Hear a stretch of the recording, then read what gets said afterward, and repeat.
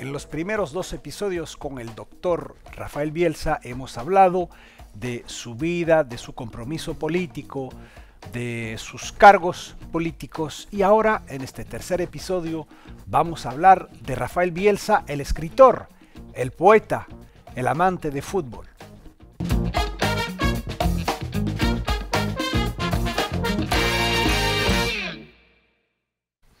Bienvenidas, bienvenidos a esta nueva charla con el doctor Rafael Bielsa. Tercera charla, tercer episodio. Buenos días, buenas tardes a todos. Hola, don Rafael, ¿cómo está usted? Muy bien, ¿cómo está usted?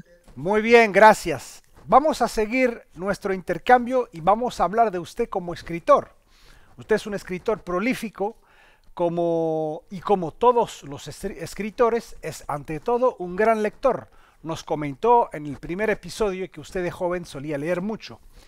¿Quiénes son los lectores, los autores, perdón, y las obras que lo han impactado más? A ver, yo son muchas, muchísimas, porque como usted dice, yo soy un lector omnívoro. De hecho, tengo a mi izquierda una gran cantidad de libros que estoy leyendo al mismo tiempo. Un libro de Ariel Dorfman, el último que publicó, estoy releyendo un libro de la trilogía de Primo Levi. Estoy leyendo de Carlos Droguet un libro sobre la muerte de Allende. Y siempre estoy así, siempre estoy con muchas lecturas. A ver, si yo tuviera que elegir tres obras, elegiría en primer lugar La búsqueda del tiempo perdido. A mí me parece que esa obra de Proust, o sea, en los momentos de peor angustia, en los momentos donde la angustia, como decía Churchill, los perros negros más mordían la garganta, a mí me serenaba leer a Proust. Aunque la historia no fuera para nada una historia celebratoria, pero me serenaba esa genialidad, esa capacidad de observación, esa sensibilidad exacerbada. Bueno, eso es un libro del primer tomo al último tomo, hasta Albertina reaparecida, todo eso. Luego el Cuarteto de Alejandría. Yo creo que esa fue una obra que me influyó muy marcadamente. Este, Me influyó de muchas maneras, los cuatro tomos por igual. Poquito menos el último, Clea, pero Justin, Mountolive y Baltasar fueron libros que siempre los releo, siempre los releo. Y en tercer lugar, la obra de Joyce. Tanto la obra convencional, este, eh, sí, podríamos llamarla la obra convencional, la inicial, inclusive el Finnegan's Wake, que es una obra experimental muy difícil de todo, de comprenderla, de traducirla, de transformarla en una obra de teatro. Ahora, en el medio hay un océano de escritores que me han impresionado, ¿no es cierto? ¿Qué sé yo? Le podría decir desde para hablarle de uno, de miles que le podría decir, ¿no? Desde Carrer, hace poquito murió Limonov, uno de sus retratados, hasta la nueva literatura sudamericana que está repleta de autores. Eh, Mire, la verdad es que disfruto mucho de la lectura y disfruto mucho de los buenos escritores. Y un buen escritor uno lo puede encontrar en alguien que no es escritor, sino que ha escrito algo, ¿no? Sin ser escritor. Hace poco, un amigo mío que viajó a Palestina, un amigo mío palestino, intendente de acá de Recoleta, una repartición dentro de Santiago Metropolitano, Daniel Jadwe, escribió un libro sobre ese viaje. Él viajó a visitar a sus parientes y honrar las tumbas de sus antecesores y bueno, y contó un poco el espanto de querer entrar a su tierra y de no poder, de que le hicieran problemas burocráticos y que lo trataran mal y que lo hicieran morir de sed y de que no le dirigieran la palabra y no le contestaran las preguntas. Y es un magnífico libro, un magnífico libro. Entonces, él no es un escritor, él es un político del Partido Comunista, pero, pero el libro es un magnífico libro. Entonces, hay que ser, hay que ser. Yo soy desprejuiciado en en la elección de las lecturas que hago o que haré. Don Rafael, usted es un escritor exitoso. Su último libro se titula Lawfare y es un gran éxito comercial. ¿Qué nos puede decir al respecto? Bueno, a ver, los modos digamos, los modos de opresión de el país que fue una potencia hegemónica y ahora está peleando por tener un lugar preponderante en el concierto de las naciones, los Estados Unidos, los modos de dominación son muy variados porque hay tantos modos de dominación como recursos económicos el país que quiere dominar disponga, porque no se domina solamente con soft power, se domina también con hard power. Y bueno, y a mí me parece que esta última etapa es una etapa donde por lo general, sacando excepciones, las Fuerzas Armadas están muy desprestigiadas en todos nuestros países, han encontrado en el Poder Judicial y en ciertos sectores, estamentos del Poder Judicial, eh, digamos, una tierra que es fértil y han empezado a trabajar con la persecución judicial y mediática de referentes de la política que ponen en riesgo las maxiganancias del capital concentrado, porque se trata de eso, se trata de continuar en esta locura de la fase actual del capitalismo, que es una fase de un altísimo componente financiero respecto del componente productivo de bienes y servicios, de de un monopolio en la producción de la tecnología, que quiere decir un monopolio en la conformación de las nuevas subjetividades. Los chicos conforman sus subjetividades con el celular y con productos derivados de lo audiovisual. Es más, las películas de cine están adoptando el formato de los juegos de máquinas, de máquinas de juego.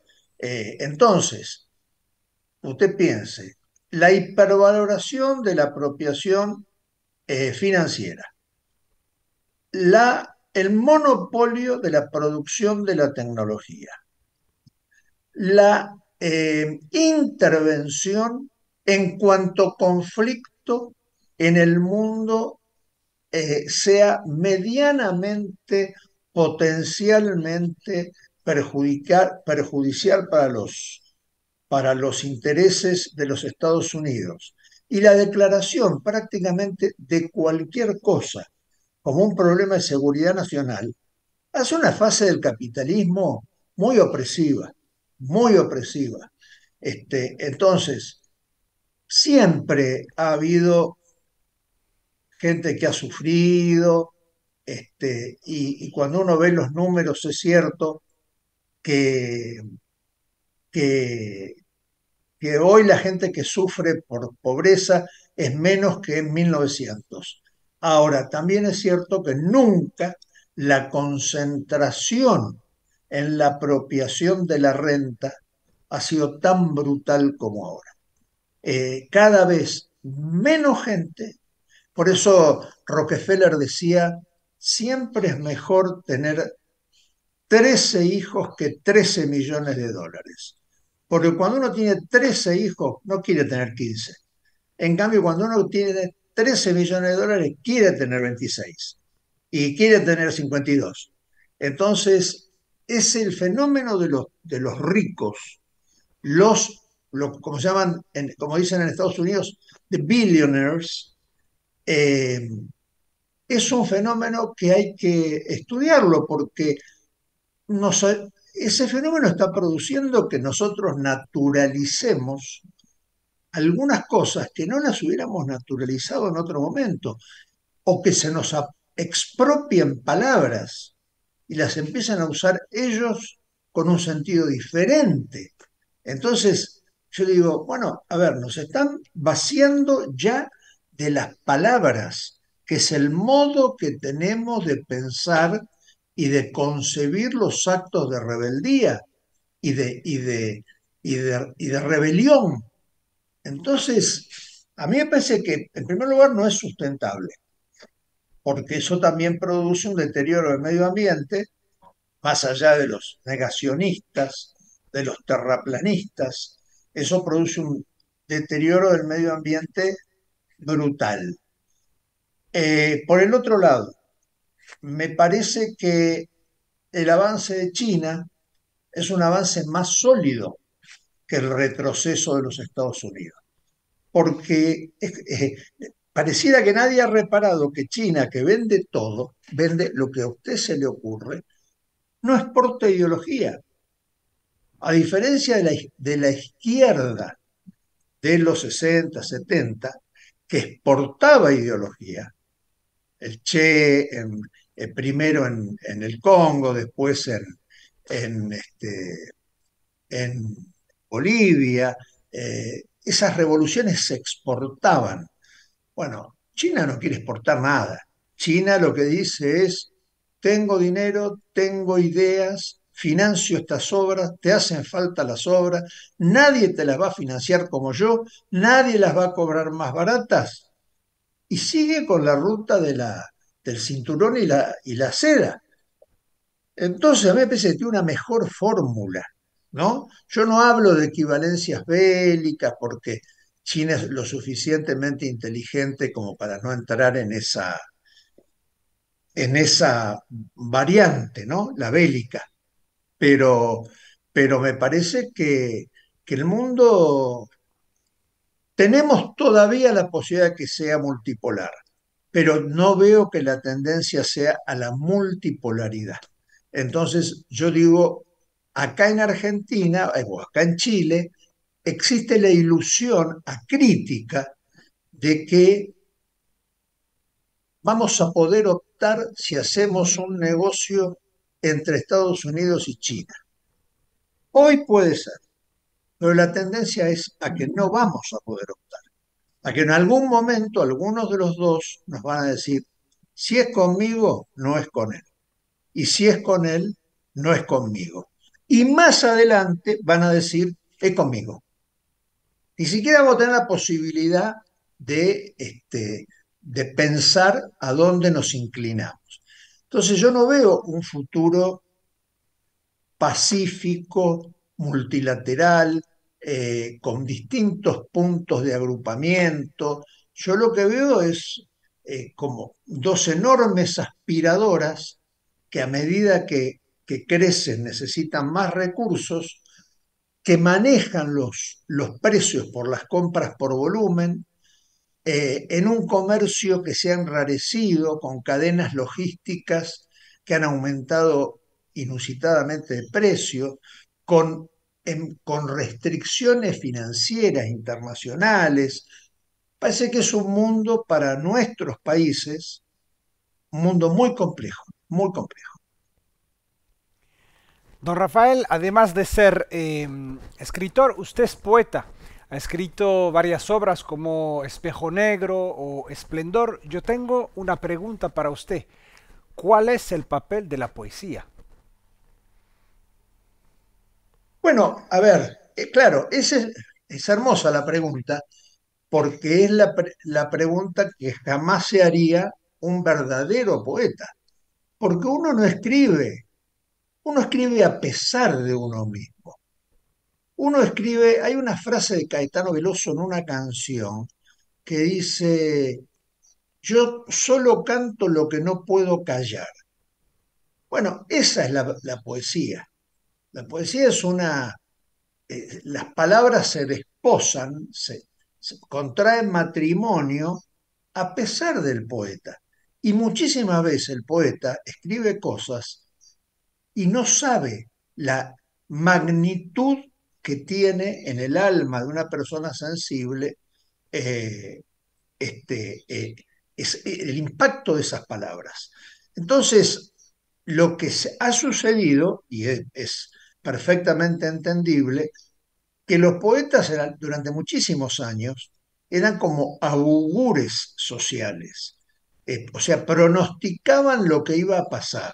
Ese era un poco el papel del poeta, alguien que estaba ubicado entre la lira terrestre y la celestial. Bueno, ahora no es tan así porque la gente lee poca poesía y porque el poeta no es alguien prestigioso. Eh, un fenómeno como el de Yves Bonnefoy en Francia, yo no sé si se ha repetido en la poesía. Y estamos hablando de 20 años atrás. Entonces, por lo general los grandes poetas trabajan de otra cosa, pero también es cierto que en otras épocas los grandes escritores también trabajaban de otra cosa, hasta que se transformaban en escritores célebres. Así que yo creo que la poesía es necesaria, siempre va a existir, y a medida que haya retrocesos civilizatorios, la voz del poeta va a ser nuevamente importante. Eh, Don Rafael, hablemos ahora de fútbol. Usted es el hermano de Marcelo Bielsa, el técnico, gran técnico reconocido a nivel mundial, y usted es sobre todo un hincha de Newell's. Usted incluso escribió un libro sobre Newell's. Yo quiero saber qué representa el fútbol para usted. Bueno, a ver, yo no tengo ningún recuerdo de mi vida, ni bueno ni malo, que no pueda asociar a algún partido de fútbol de Newell's, o alguna formación de equipo de Newell's, o algún jugador de Newell's que me gustaba en esa época. Ninguno. Desde que tengo 4 o 5 años, todos los recuerdos van asociados a un episodio futbolístico. Entonces, yo le diría, es como una segunda naturaleza ser el fútbol para mí, ¿no? Como una segunda naturaleza. Con los años cada vez voy siendo más selectivo. Cuando Marcelo dirigía Leeds, usted lo sabe, yo era hincha de Newell's y de Leeds. Ahora sigo la selección de Uruguay, naturalmente. Deseo que haga el mejor de los papeles. Me transformo, es como si se abriera otra herida que no existía. Ahora es la selección de Uruguay, además de Newell's. Eh, pero en algún momento de mi vida yo seguía el fútbol. O sea, cualquier partido de fútbol, de la primera A, de la primera B, de la primera C, elegía a los jugadores. Cuando conocía a algún dirigente de mi equipo, le decía, fíjate en este jugador que está jugando en tal equipo, es un gran jugador. A veces tenía éxito, la mayoría de las veces no. Pero bueno, también le tengo que decir, Salim, que desgraciadamente la economización del fútbol lo ha hecho menos atractivo, no más atractivo. A mí me parece que el fútbol era mucho más atractivo cuando tenía una proximidad con el amateurismo. Ahora, a más profesionalismo, menos posibilidad de sentimiento. ¿Cómo hace uno para enamorarse de un jugador y transformarlo en ídolo en 6 meses?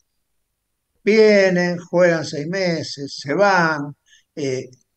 No, está perdiendo esa humanidad esa escala humana que lo hacía tan entrañable, según mi modo de ver las cosas. Otros pensarán otra cuestión. Don Rafael, ¿qué simboliza la figura de Diego Maradona para el pueblo argentino? Y bueno, a mí me parece que Diego Maradona es al mismo tiempo el que todos hubiéramos querido ser y el que somos, pero no nos atrevemos a confesar. Entonces, por eso es que es tan totalizador. Nosotros lo queremos mucho a Messi, sin embargo a Diego lo idolatramos.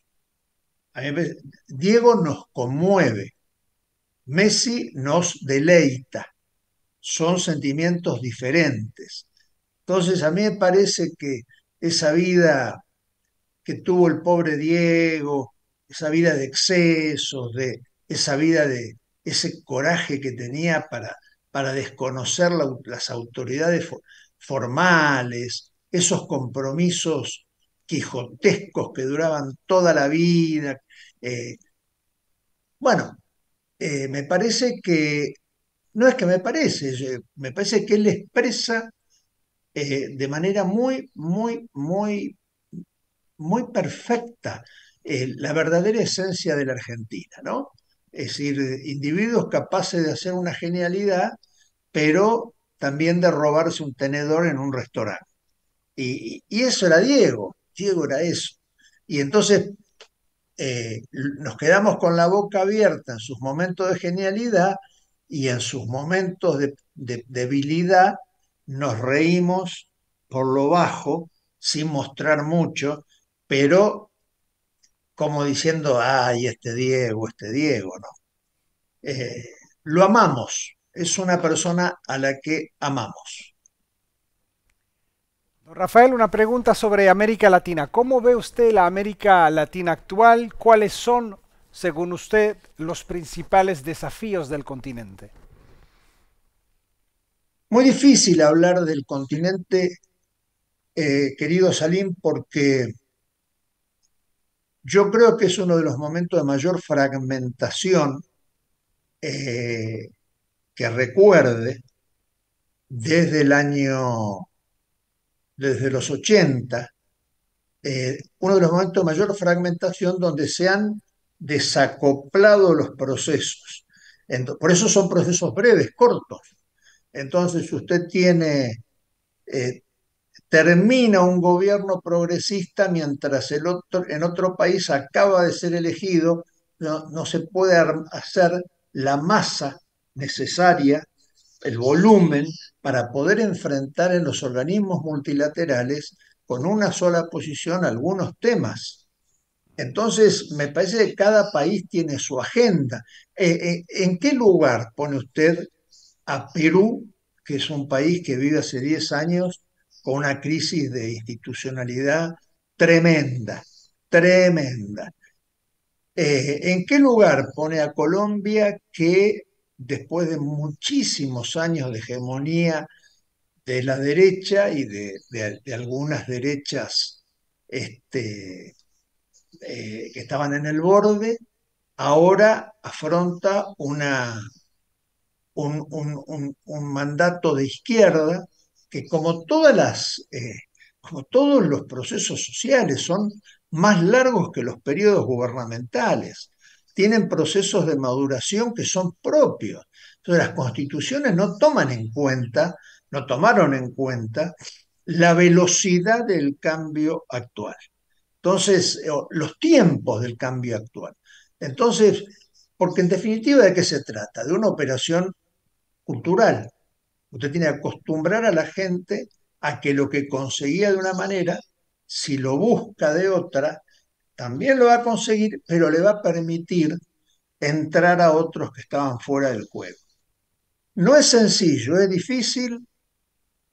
También estamos conviviendo, nadando a varias aguas entre la predilección por tener gobernantes providenciales en un momento en el cual lo colectivo me parece que Es la única manera de encontrarle una salida a los problemas que son mayoritarios.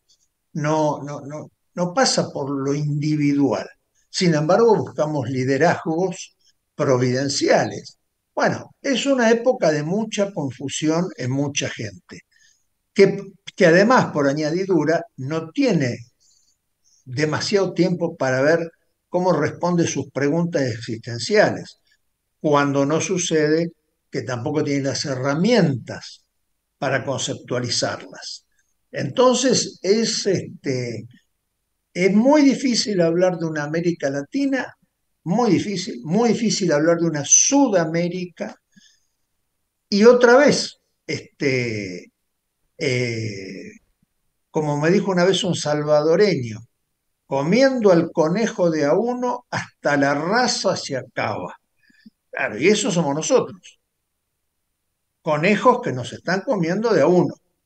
Bueno, no deberíamos dejar que nos comieran de a uno, pero no es un tema de voluntad, es un tema que supera largamente el pensamiento de un hombre. Penúltima pregunta, don Rafael, ¿cómo ve usted el fortalecimiento de los BRICS y la emergencia de un nuevo mundo multipolar? Bueno, a ver, es mejor con BRICS que sin BRICS. Esto lo quiero dejar sentado, porque como voy a ser crítico en algunas cosas, eh, siempre mejor con BRICS. Ahora, ¿cuál es el problema? La historia de BRICS demostró que la baja institucionalidad, cuando los vientos son adversos, hace que el, la idea se pierda. Los BRICS tuvieron un apogeo que coincidió con el alza del valor de las commodities. Luego de la crisis del 2008, tuvieron un hipogeo, prácticamente no se habló más de los BRICS y ahora resurgen, yo creo que con mucho de la energía de Lula, que lo siente como un espacio donde se mueve como pez en el agua. Y Lula es un... Brasil tiene la dicha de tenerlo a Lula porque Lula es como un Mandela brasileño. Entonces, como es un maravilloso mascarón de proa. Y como Brasil tiene muy buenos cuadros en política exterior, excelentes, me parece que la cosa va a funcionar. Ahora, siempre hay que fijarse en la institucionalidad de una marca. Si tiene institucionalidad fuerte, tiene chance de seguir. Si tiene institucionalidad débil, es muy vulnerable que siga. Entonces, a mí me parece que BRICS todavía es una mejor idea que una herramienta poderosa. Esto por un lado. Y en segundo lugar, lo de la multipolaridad va a seguir la suerte que yo le subrayaba cuando hablamos de América Latina. La multipolaridad es la tendencia inmediata, pero no la definitiva. Ojalá fuera la definitiva. A mí me parece que como cuando se hunden los barcos, te vio que se produce, por eso todos los marineros dicen, tomen distancia, tomen distancia, porque el barco con su volumen absorbe lo que está cerca. Entonces a mí me parece que va a pasar un poco así, los apogeos y los hipogeos, los entronizamientos y las defenestraciones van a arrastrar zonas de influencia. Usted piense, el AUKUS, una, un acuerdo bélico que va desde Australia, Nueva Zelanda, pasa por el estrecho de Taiwán, Mar de la China, hasta el Mar Arábigo, por ahora. Yo tengo la tesis de que ahora van a hacer lo mismo en el Atlántico, desde el Polo Norte hasta la Antártida. Igual, que es decirle a China hasta acá, no más allá de África. Ahora le han dicho, no más allá del Indo-Pacífico, van a hacer lo mismo de este lado. Entonces, eh, ahí usted tiene a Filipinas, a Vietnam, tiene una enorme cantidad de alineamientos, no sé, no sé, y acuerdos de libre comercio, Corea del Sur. Bueno, no se rompe eso de un día para el otro. Va a tener que languidecer. Estados Unidos va a seguir siendo importante y rector en algunas cosas todavía por bastantes años. Y, y yo no recuerdo que a la Argentina Estados Unidos le haya beneficiado en ninguno de los procesos distributivos que vivió. Por lo tanto, no es una buena noticia. Última pregunta, querido don Rafael. Usted es un gran conocedor de Francia. Yo quisiera saber qué representa Francia para usted. Bueno, si, si el fútbol en algún momento fue una segunda naturaleza, Francia es una tercera naturaleza porque desde mi madre y mi abuela hablaban, mi abuela materna hablaban en piamontés, que es una lengua que tiene una vecindad con Francia. Luego yo empecé a estudiar francés muy chiquito, entonces desde Monsieur y Madame Vincent hasta La Condición Humaine, nada de lo francófono me es ajeno. Por lo tanto, es como hablarle de un miembro, ¿no? De un brazo, de una mano. Podría usar esa metáfora, porque es un país extraordinariamente importante, porque otra vez, ¿no? Porque me resulta difícil encontrar episodios que no asocie algún episodio que esté vinculado con un libro en francés, del idioma, etcétera, etcétera, etcétera. Es una entidad sumamente importante en mi constitución y lo sigue siendo en mi vida cotidiana. Mil gracias, querido don Rafael, por esta apasionante, enriquecedora y profunda charla. Es un gran honor para nosotros empezar este ciclo de charlas en castellano con usted. Gracias, gracias, gracias y espero que podamos tener la oportunidad de escucharlo otra vez por este medio.